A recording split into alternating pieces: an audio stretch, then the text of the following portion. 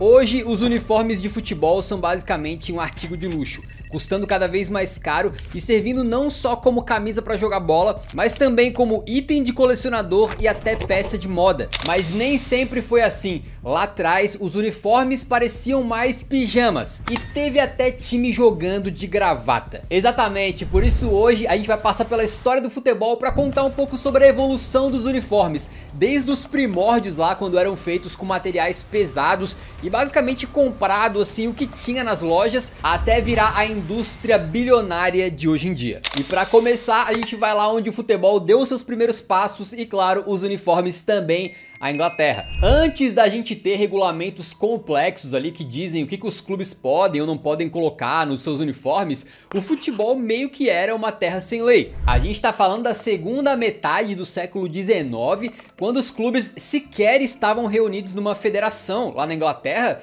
e basicamente cada um seguia suas próprias regras. E nesse começo no futebol da Inglaterra, a gente teve muitos times que surgiram ali de trabalhadores de fábricas, por exemplo, e também muitos criados ali por jovens que estavam na escola. E os uniformes dessas escolas inglesas acabaram sendo a grande inspiração para o que seriam as primeiras camisas de futebol que a gente teve na Inglaterra. Talvez até por isso, naquele começo, ao invés de bermudas, né, que mostrassem as pernas, a garotada jogava ali de calça e até usando cinto. Já as meias eram feitas de lã, né, bem grossa, e a vestimenta ainda podia contar com coisas como chapéus, fitas e gravatas. Exatamente, cara, gravata. Olha só a estica que era esse uniforme da Juventus lá em 1897. Inclusive já é até alguns anos depois desse primórdio que eu tô contando pra vocês, mas o pessoal tá ali usando gravata borboleta. Mas basicamente a ideia era que nessa época os jogadores ali usavam o que tinha. Então a roupa do corpo mesmo, ou que eles estavam usando ali de uniforme pra escola e tal. E até por isso eles usavam então calça, né? Então é basicamente o que acontece numa pelada qualquer hoje em dia. Cada um vem com a sua camisa ali. E o que faz pra diferenciar os times, né? Geralmente bota os babeiros de cores diferentes ali, os coletes, né? Pra diferenciar as equipes. Naquela época, o que se fazia era botar os caras vestindo gorros, né? Ou chapéus, bonés coloridos ali pra conseguir diferenciar os times. Olha que insano. Então nesse primeiro período, sequer existiam uniformes em si, né? A gente tá falando só do que era a moda básica, digamos assim, que os caras chegavam pra jogar bola. Os primeiros uniformes de verdade só foram aparecer lá pra 1870 e eles eram feitos ali de algodão ou lã, o que obviamente são opções horrorosas para uma camisa de futebol que sua, né? Então fica empapada ali e com lã ou algodão fica pesadíssima e também na chuva. Além do que os uniformes eram largos, então supostamente era ruim porque os jogadores conseguiam se puxar, né? Segurando pela camisa mais facilmente. Os acessórios na cabeça que antes diferenciavam as equipes, agora ficaram mais só para diferenciar os goleiros que tentavam vestir os mesmos uniformes do restante da rapaziada, né? E geralmente botavam uma boininha, tipo o Yashin mesmo, para deixar claro que eles eram os arqueiros, beleza? Já as golas das camisas eram bem variadas, mas era bem comum a gente ver umas que fossem amarradas assim com cordão ou até com botão nessa parte aqui perto do pescoço. Depois a gente começa a ter ali uma diferenciação maior entre o goleiro e o resto do time, né? Não mais só pela boina, mas sim pela cor da camisa. Então os goleiros no começo ali usavam geralmente azul ou vermelho para se diferenciar do restante da equipe e depois começaram a usar verde também, que pelo menos na Inglaterra se tornou a cor principal mais utilizada, né, para os guardametas, enquanto para o restante dos times a cor mais usada era o branco, por um motivo muito simples. Nessa época não tinha fabricação própria das camisas e também não tinha fornecedora de material esportivo. Os clubes literalmente iam numa fábrica têxtil ali da região ou numa loja, né, e viam o que tinham disponível. E o que tinha disponível com mais tranquilidade era uma camisa branca, toda branca, sem nada, e era isso que eles compravam pra jogar bola. Ainda falando em cores, né, uma que caiu em desuso foi o rosa, que no começo era até bastante utilizado, e eu vou falar mais disso depois. E outra foi o preto, simplesmente porque era a cor que vestia o árbitro. Inclusive, talvez você não saiba, mas na Inglaterra era proibido usar uniforme preto até essa regra cair em 1992 com o advento da Premier League. Quando as camisas eram coloridas, né, geralmente elas apresentavam as faixas, né, verticais, as linhas ali, ou horizontais, ou elas eram divididas ao meio, metade da camisa de cada cor, ou com aquela divisão em 4 blocos, assim, digamos. Nesse período aí era muito difícil os clubes optarem por algo um pouco mais ousado, mas aconteceu, por exemplo, nessa camisa do Bolton aí, que pelo jeito, né, não caiu no gosto do público. Uma pena, né, não se fazem mais uniformes como antigamente. E a gente tá num período onde as camisas eram basicamente lisas, né? Elas não tinham nada além da própria cor do tecido. E aí no final do século XIX começam a aparecer os primeiros ali uniformes usando o símbolo do clube. Já a numeração dos jogadores atrás da camisa só foi vir muito mais tarde. Na Inglaterra, ela apareceu numa final entre Manchester City e Everton em 1933. Só que é uma loucura porque hoje a gente tem, por exemplo, 2 times jogando, cada um tem seu camisa 1, cada um tem seu camisa 10, né? Mas naquele início eles estavam testando esse sistema de numeração e eles pensaram que tu não podia ter 2 números iguais dentro do campo porque poderia ser confuso. Então o Everton usou números de 1 a 11 na partida e o Manchester City pegou os números de 12 a 22. Foi só em 1939 que na Inglaterra aí os números acabaram virando obrigação, né? Eles tinham que aparecer atrás da camisa. A gente avança um pouquinho no tempo para passar pelas 2 guerras mundiais, né? E chegar mais ou menos ali na década de 50, quando os clubes começaram a inovar e usar rayon, que é uma espécie de tecido artificial que permitia o uso de cores mais vibrantes nas camisas, né? Então esse material inclusive conseguia refletir um pouco da iluminação dos estádios e fazer com que as peças tivessem mais brilho, né? Se projetassem mais. E por incrível que pareça, isso dava uma leve vantagem para os clubes que utilizavam esse material,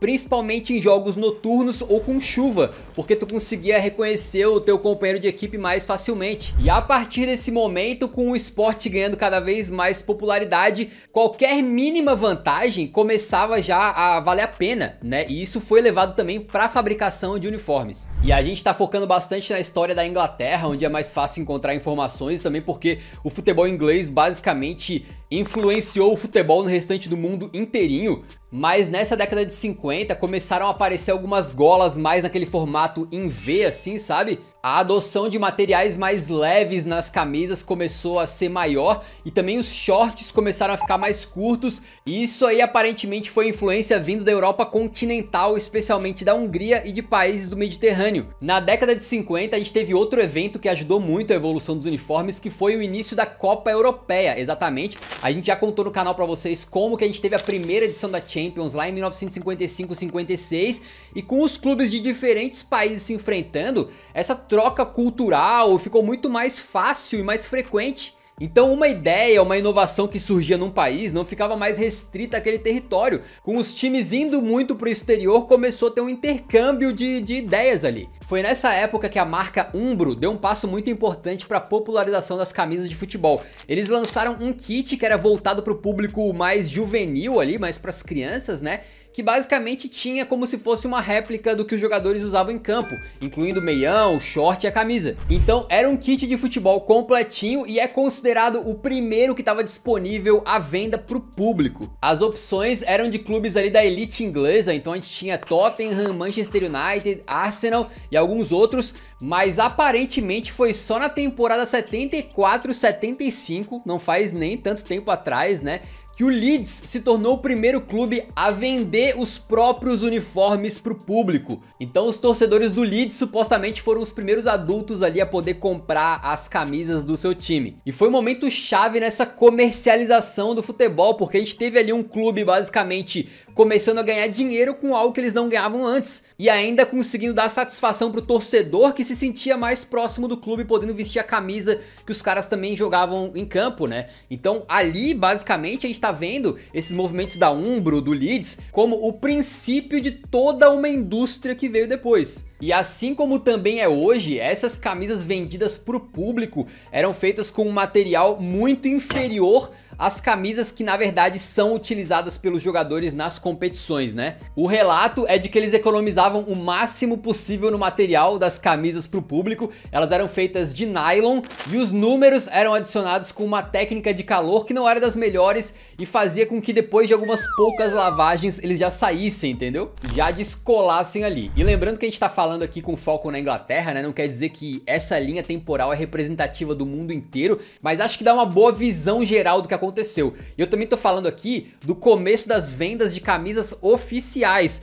Eu não duvido que antes desse movimento do Leeds aí, por exemplo, já tinha alguém criando camisas similares e vendendo lá na frente do estádio, né? A gente não tem muitas informações aí sobre o mercado paralelo das camisas de futebol na década de 50, 60 e por aí vai. E como eu falei da década de 60, neste momento aí a gente teve o advento de algo que basicamente mudou o mundo naquela época, que foram as transmissões esportivas pela TV, que na maior parte do tempo, ainda em preto e branco, fazia com que os times usando uniformes monocromáticos de uma cor só ficasse mais fácil de diferenciar entre eles, né? Então outros tipos de uniformes ali que tinham listras, que tinham padrões um pouco mais complexos, caíram em desuso nessa época e o simples virou a moda. Só que aí chegando nos anos de 70 e 80, essa simplicidade aí, o minimalismo foi chutado, né? E a gente começou a ter camisas mais ousadas e também a gente entrou na era dos patrocínios. A Admiral foi a primeira empresa a pagar um contrato, né? Pagar dinheiro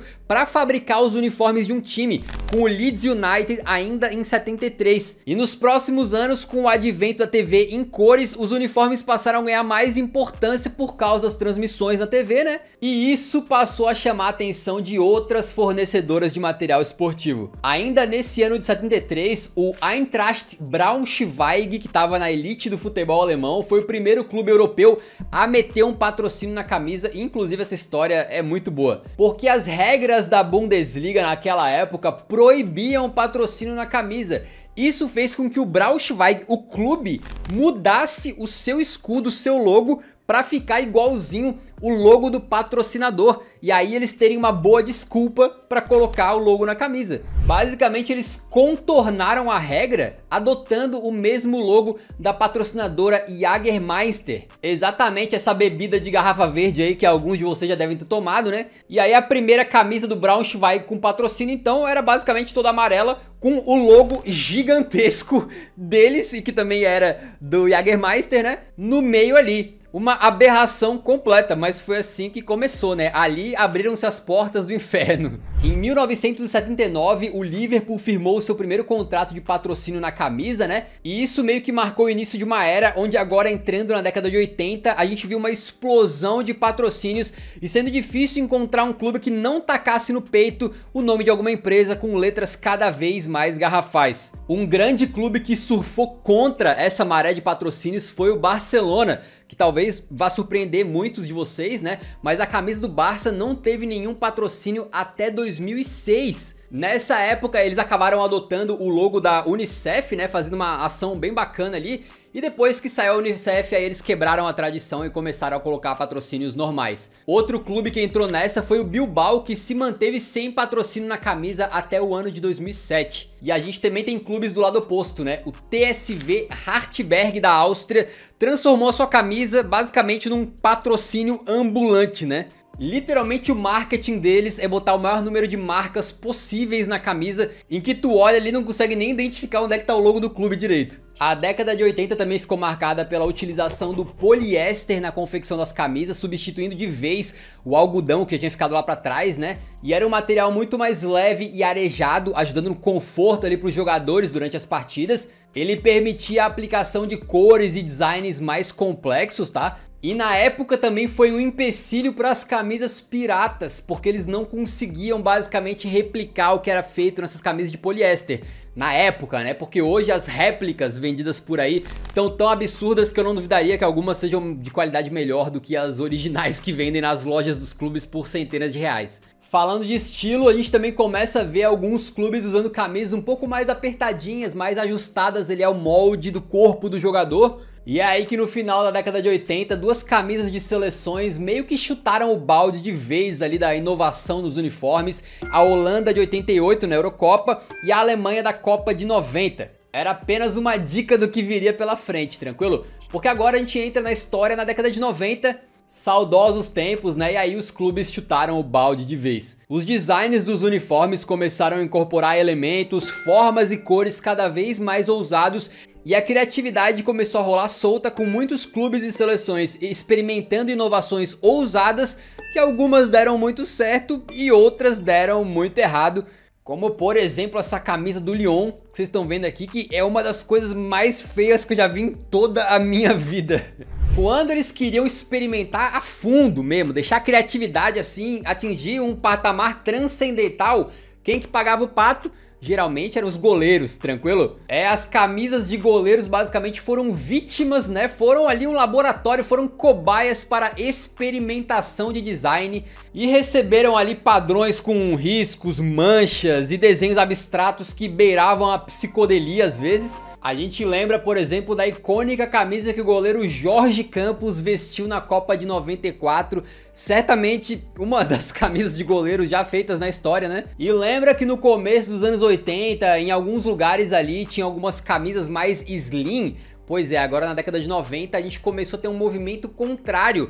E a gente sabe que a moda é meio cíclica, né, muitas vezes, que foi dos caras usarem camisas mais largas, às vezes extremamente largas, assim, a ponto de, se pá, cabia 2 jogadores dentro da camisa. Também na década de 90 que os jogadores começaram a usar os seus nomes atrás da camisa. Eu fui fazer uma pesquisa aqui pra ver exatamente quando que começou isso aí, né? E cara, é muito louco, mas assim, final da Champions de 94, eu já tinha 4 aninhos, beleza? Não tinha nome na camisa ainda. A partida de 95 já tem. Então esse é um fenômeno relativamente novo até, tá? E obviamente botar o nome do jogador atrás da camisa também ajudou nas vendas, já que agora o público poderia comprar ali a camisa do cara que ele era fã e tal. A gente entra no século 21 e essa era do consumerismo também se viu refletida nas camisas de futebol, que tiveram os patrocínios ganhando cada vez mais relevância, tanto em termos financeiros para os clubes, quanto visualmente nas camisas mesmo, que começaram agora a estar sempre lotadas de marcas ali, né? E não só nas camisas, mas também calções, tem marca de empresa, nome de estádio. Se pudessem, botavam os jogadores ali com um boné bem grande com a marca na frente assim, né? Jogador entrando em campo com uma tatuagem removível, com uma marca de alguma coisa ali assim. Melhor não dar ideia, na real. E voltando a falar de estilo, né, a moda é cíclica. Em algum momento ali da década de 2010, os uniformes voltaram a ser bem coladinhos. Eu tenho essa camisa do Flamengo, por exemplo, é de 2008, tá? E vocês podem ver até que no corte dela, ela dá uma apertada na cintura. Ela foi feita pra ser usada assim, bem coladinha mesmo. A gente teve em alguns momentos camisas tão fininhas que estavam rasgando ali com qualquer puxão, né? E é óbvio que a gente tá falando aqui de diferentes fornecedoras de material esportivo, diferentes clubes em diferentes países, né? Eu tô dando apenas uma visão geral, é claro que existem realidades distintas ali, mas agora pra década de 20, digamos assim, a gente tá vendo novamente um padrão de camisas que não são super apertadinhas, mas não ficam tão largas também, né? Um tamanho mais normal, digamos assim. A camisa de futebol, então, foi de algo que o jogador chegava vestindo do corpo, era o uniforme que ele usava na escola basicamente, para uma importante fonte de renda dos clubes. Por exemplo, quando o Cristiano Ronaldo foi anunciado de volta no Manchester United, supostamente os fãs compraram um assombroso número de 350 mil camisas em apenas 12 horas, o que gerou 32 milhões de libras de receita bruta só de venda de camisa do robô. Isso gera até um debate que no passado obviamente não se fazia, né? Que é a questão ambiental da produção de tanta camisa assim, afinal elas são feitas ali de materiais sintéticos. E pensando nisso, alguns clubes têm se mexido em direção a fazer algo um pouquinho mais sustentável, como é o caso dos uniformes do Forest Green Rovers, que eles fizeram uma versão usando bambu e até outra misturando plástico reciclado e resto de café. Grandes clubes como Liverpool, Real Madrid, Juventus e o próprio Manchester United também desenvolveram camisas utilizando plástico reciclado, e a sustentabilidade parece ser outro pilar de algumas camisas modernas, ou pelo menos algo que na superfície é levado em consideração. E a gente também viu as camisas começando a ser utilizadas ali como um instrumento político e de conscientização dos torcedores. Então o Tromsø da Noruega, por exemplo, lançou um uniforme com um informativo sobre as péssimas condições de trabalho de imigrantes para a Copa do Mundo do Qatar 2022, enquanto o Reading fez um uniforme que demonstra na manga da camisa o aumento da temperatura no planeta. Já o Arsenal vestiu um uniforme completamente branco para chamar a atenção para a violência entre jovens envolvendo o uso de armas brancas em Londres, enquanto o Everton vestiu rosa, uma cor que já tinha utilizado lá nos seus primórdios, né, para chamar a atenção para o mês da prevenção do câncer de mama. E esse é o ponto onde estão as camisas agora, mas como que elas serão no futuro, né? Qual que é o próximo passo do desenvolvimento? Uma questão que já foi importante ao longo da história, mas que está ficando cada vez mais relevante, são as condições extremas nas quais os jogadores têm que jogar bola. Então no Brasil, por exemplo, a gente tem que fazer muitos jogos à noite para evitar o calor e mesmo assim tem jogador que chega a ficar desidratado de tão quente que tá, ao mesmo momento em que tem jogo acontecendo na Europa e nos Estados Unidos sob neve e frio de literalmente congelar a barba de jogador. Pensando nisso, algumas empresas como a Adidas investem ali em laboratórios basicamente para poder testar a durabilidade das peças e a resistência delas a temperaturas, com o intuito sempre de aumentar a performance dos atletas, né, com camisas leves que permitam a transpiração e não acumulem suor. Sempre lembrando que o material que chega lá pro jogador, né, do Arsenal, por exemplo, não é o mesmo que chega pra você quando você compra uma camisa aí, tá? E a gente também tem outros tipos de tecnologia e inovação nos materiais das camisas, por exemplo, tecidos antibactéria que amenizam aquele fedor horrendo que deve rolar nos vestiários aí depois dos jogos, né? Enquanto também existe todo um estudo de como que a camisa deve apertar o jogador para ajudar na circulação e também a amenizar a fadiga muscular. Inclusive, outra tendência no futebol atual é a gente falar muito de números, né? Tudo ser medido, e isso também vale para os jogadores. Vocês já devem ter visto quando o jogador tira a camisa e parece que ele tá vestindo um sutiã, entre aspas, por baixo, né? Aquilo ali são coletes que estão ali para conseguir medir sinais vitais e outras métricas dos jogadores enquanto treinam e jogam. Mas já pensando nisso, alguns fabricantes de material esportivo têm colocado dentro das próprias camisas ali compartimentos para que sejam instalados sensores e monitores ali para medir o desempenho dos atletas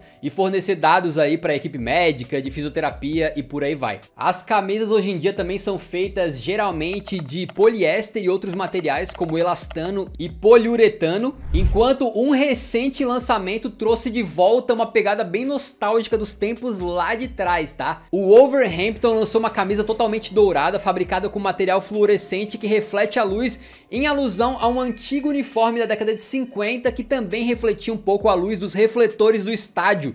E refletores no estádio, vocês sabem que foi uma inovação do Wolves e que inclusive no final das contas ajudou a criar a Champions League, né? Essa história é fantástica, é sério, se você não assistiu, né, a história de como a primeira Champions surgiu, por favor, tá aqui, vale a pena, beleza? Por falar em volta ao passado, uma coisa que tem gerado cada vez mais interesse aí dos torcedores são os uniformes retrô, e tem alguns clubes já passando a vender eles mesmos réplicas de uniformes do passado que se tornaram lendários, ou por serem lindos, ou por terem marcado alguma conquista e coisas do tipo. E por falar em moda, talvez nenhum clube tenha se associado tanto a ela quanto o Venezia nos últimos anos. O clube remodelou a sua estética usando a moda italiana, transformando o campo deles em passarela e abraçando a cultura, a arte e a arquitetura da sua cidade, culminando em alguns exemplares lindíssimos, como por exemplo este modelo que eu estou vestindo, né, que eu particularmente acho maravilhoso. E movimentos como esse do Venezia ajudam a reforçar uma tendência fashion que tem até nome, chama Blokecore. É a ideia de misturar camisas de time nos seus fits do dia a dia, né? Uma moda que invade as redes sociais e bebe um pouco de inspiração de algo que no Brasil já era muito popular: o uso da camisa de futebol para sair, para ir na padaria, e até, claro, o famoso "a camisa é tão linda que eu usaria para casar". As camisas de futebol têm virado muito mainstream e grandes empresas da moda têm feito também colaborações com times, indo principalmente na onda do streetwear, e até grandes personalidades de fora do futebol, como o cantor Drake e outros nomes da música, são vistos usando uniformes de clubes. Então, do mesmo jeito que alguns clubes apostam aí na nostalgia e tentam bater forte ali na conexão do torcedor com o clube indo nos kits retrô, a gente também tem movimentos feitos pro outro lado, para novidade, né, como esse uniforme meio roxo aí da Alemanha, que era uma cor que eles nunca tinham utilizado antes e que deu muito certo, simplesmente foi o recorde de vendas para um uniforme visitante da seleção. E com tudo que a gente falou para vocês, também surgiu outro movimento que vem ganhando muito força, que é o do colecionismo. Pessoas aí fissuradas em uniformes de futebol, que gostam de comprar o máximo que podem, ter coleções e basicamente se conectar com a história de um clube ou com a história do futebol como um todo através das camisas, né? E o futuro como será? É difícil de prever, mas a gente pode ter alguma ideia, tá? Uma revista pediu para alguns designers fazerem conceitos de uniformes do Tottenham para as próximas temporadas até 2032, quando o Tottenham já será potência, né? Fica a lembrança aí. E os designers tentaram prever então como é que vai ser essa evolução ao longo do tempo. E a gente vê, por exemplo, em 2028, 29, o estilo sendo meio que futurista, vai quase uma pegada meio que uniforme dos Vingadores ali, enquanto em 2031, 32 ela teria alguns elementos malucos já aparecendo mais ali, quase como uma camisa de beisebol. E se for para outro lado, super futurista, com camisas cada vez mais tecnológicas, com LEDs e tal, talvez um negócio meio futebol galáctico.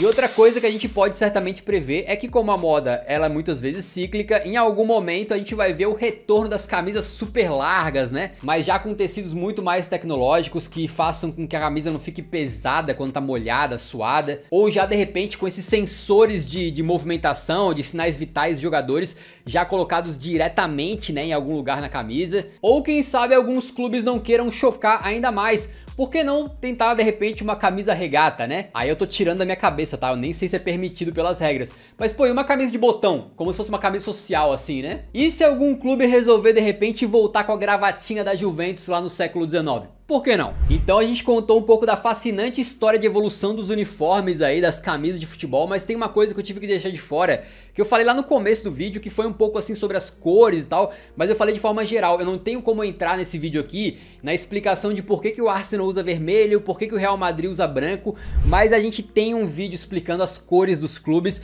e cara, é um dos vídeos mais fascinantes, mais interessantes, mais curiosos aqui do canal. Se você curtiu esse vídeo aqui, curtiu esse tema, certamente vale a pena assistir, tá? Pra descobrir que provavelmente o seu clube roubou as cores de outro. Isso aí era muito mais comum do que você imagina, beleza?